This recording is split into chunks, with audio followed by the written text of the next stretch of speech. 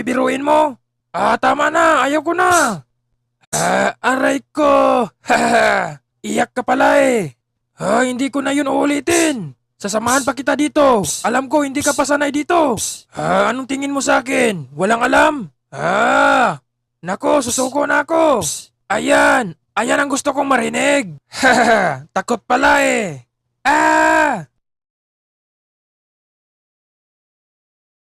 Grabe, tagal ka na pala dito. Oo naman, basta hindi magpabol sa malaking isda.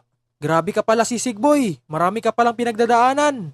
Oo nga eh, alam nyo dati, hinabol ako ng mga tao. Kasi hulihin nila ako at gawing ulam. Naku, ganun pala. Muntikan ka pa namin kakainin eh. Siomai rice nga. Subukan nyo lang, matikman nyo talaga ang galit. Joke lang. Joke lang din, biro lang pala. Uy, sisig boy, sino yung babae na yan? Yung babae dyan?